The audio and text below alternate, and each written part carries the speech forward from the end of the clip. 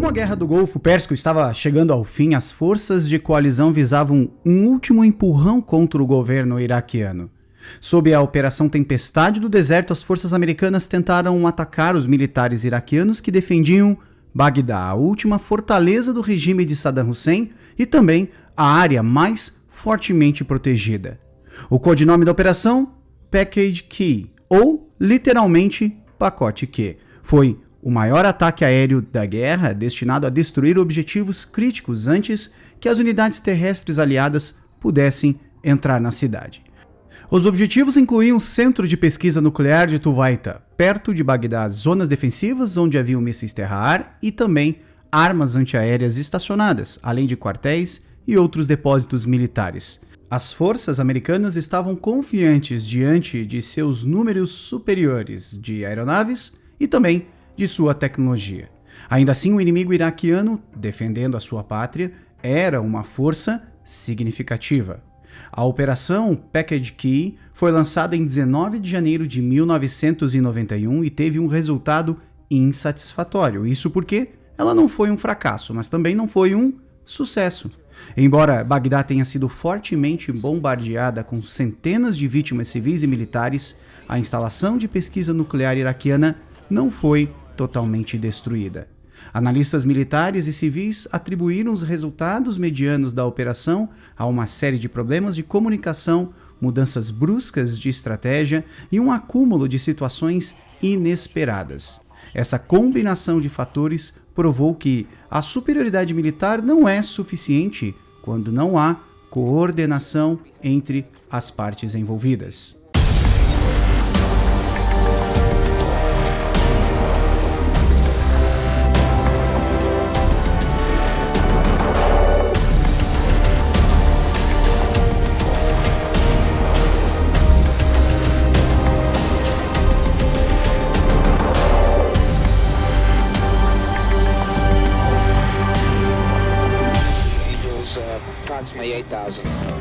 Seja bem-vindo a mais um vídeo do Almanac Militar, o seu canal de história aqui no YouTube. Toda semana lançamos um vídeo novo para você com uma temática que você pode nos ajudar a escolher. Torne-se um membro do canal e participe das decisões das próximas pautas. E antes de começar, não se esqueça de se inscrever neste canal e ativar o sininho das notificações para ficar por dentro de todo o lançamento.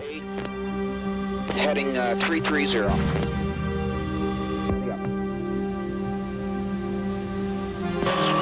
Em 2 de agosto de 1990, o exército iraquiano invadiu seu vizinho Kuwait. A comunidade internacional imediatamente condenou a invasão injustificada. O Conselho de Segurança das Nações Unidas iniciou as sanções econômicas contra o Iraque 4 dias depois. As forças iraquianas invasoras não se intimidaram pela reação internacional e se recusaram se retirar do Kuwait. Após o prazo imposto pela ONU, uma força de coalizão liderada pelos Estados Unidos foi reunida para atacar o exército iraquiano. De acordo com o Departamento de Defesa dos Estados Unidos, os americanos forneceram ajuda militar ao Iraque durante sua guerra de 8 anos com o Irã, dando ao Iraque o 4º maior exército do mundo na época. Isso representava uma ameaça à vizinha Arábia Saudita, outro grande exportador de petróleo. Se a Arábia Saudita caísse, o Iraque controlaria 1/5 do suprimento mundial de petróleo. O líder iraquiano também violou repetidamente as resoluções das Nações Unidas. Com isso, os Estados Unidos tiveram apoio da ONU em responder à invasão do Kuwait pelo Iraque. A Guerra do Golfo se seguiu e ela foi dividida em 2 fases, portanto. A primeira foi com o codinome Operação Escudo do Deserto.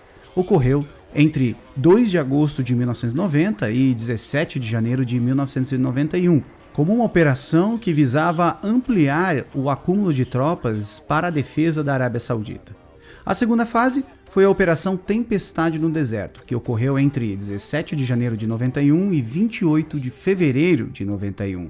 Ela literalmente foi a fase de combate da invasão.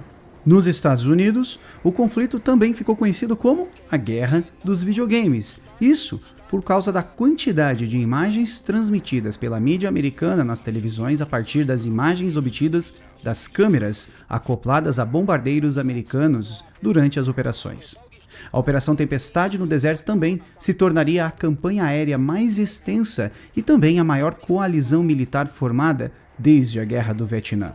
Com base em dados coletados pelo Departamento de Defesa dos Estados Unidos, a força da coalizão liderada pelos Estados Unidos voava mais de 18 mil missões de implantação aérea, com mais de 116 mil aviões de combate envolvidos e lançavam 88.500 toneladas de bombas.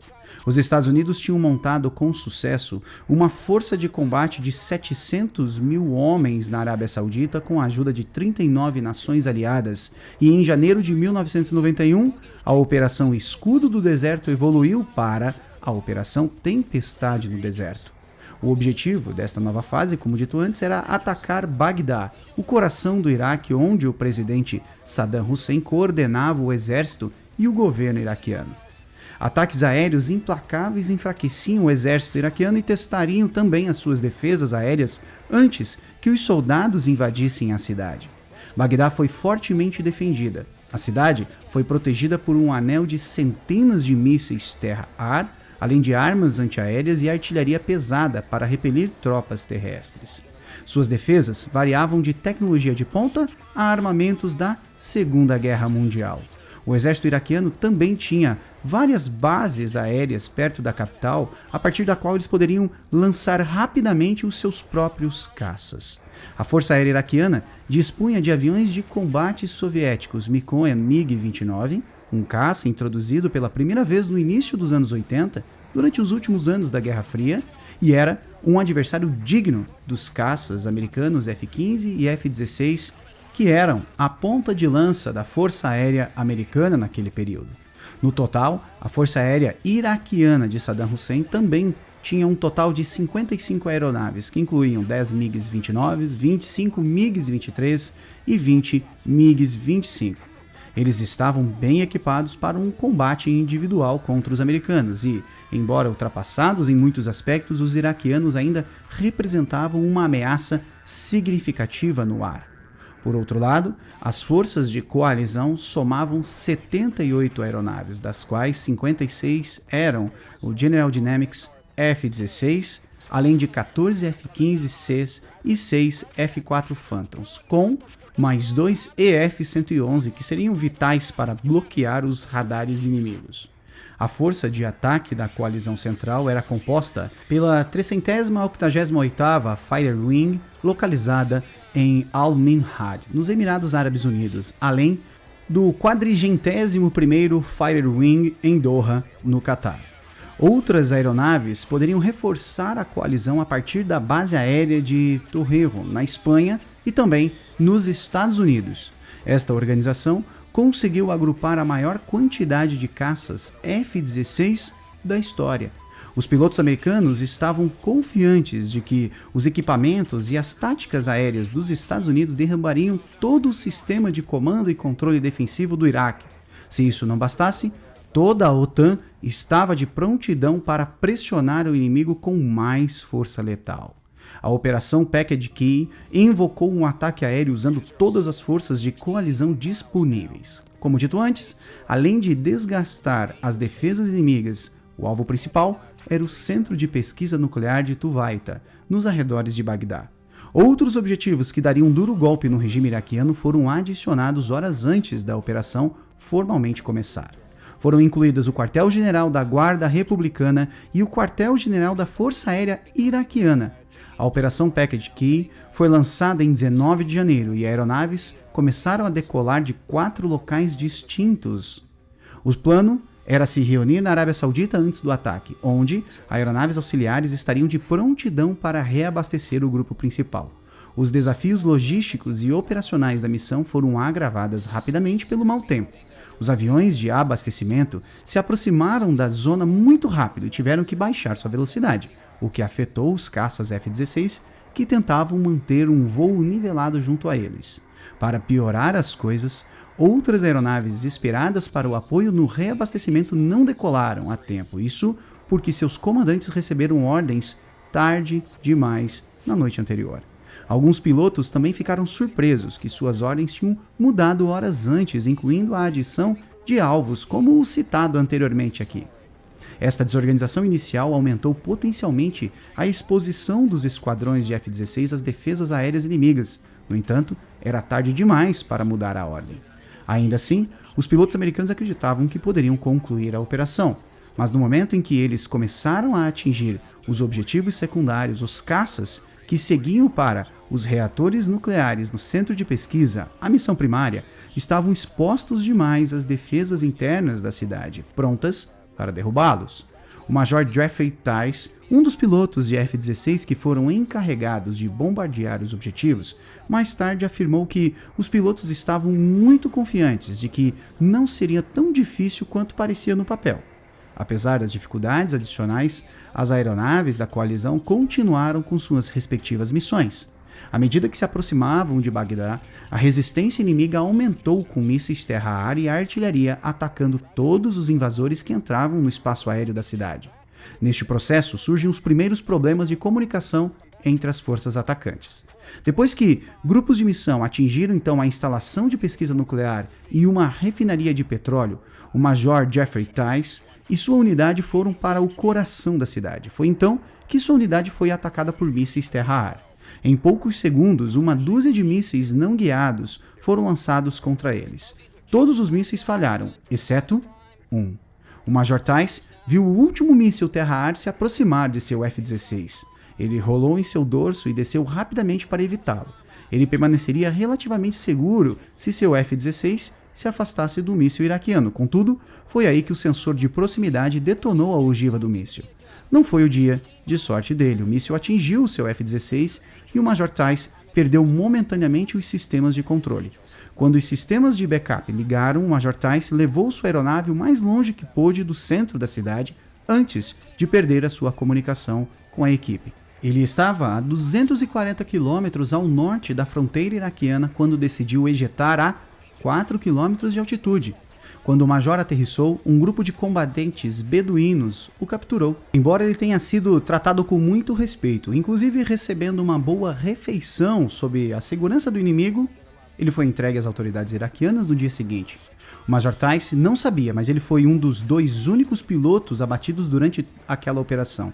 O outro era o capitão Harry Mike Roberts, que também foi entregue à inteligência iraquiana. Ambos foram presos e maltratados por quase 2 meses e só em 6 de março de 1991 foram levados para fora de Bagdá pela Cruz Vermelha Internacional. Tice e Roberts foram as únicas baixas da Operação Package Key. Ao final, a operação não se mostrou como uma vitória, mas também estava longe de ser um fracasso total. Este resultado ambíguo ocorreu por conta da parte operacional e logística, principalmente pelo desafio de coordenar aeronaves que decolaram de várias bases diferentes. O mau tempo e os problemas de coordenação entre grupos de combate também dificultaram a missão, que só piorou quando o comando da coalizão de repente adicionou mais objetivos. Após a Operação Package Key, os Estados Unidos continuaram a bombardear o Iraque e logo em seguida se obteve o domínio aéreo total sobre o Iraque até o final da guerra. No entanto, não foram planejados novos ataques em larga escala nos moldes da Operação Package Key. O ataque ilustra muito bem como uma série de pequenos incidentes ou imprevistos podem, se somados, contribuir para um resultado quase catastrófico, como foi a perda de 2 F-16. Package Key tornou-se uma lição militar para a Força Aérea Americana, principalmente quando se trata da coordenação entre equipes e seus respectivos comandados, e como isso pode ser mais importante do que o número e poder de fogo.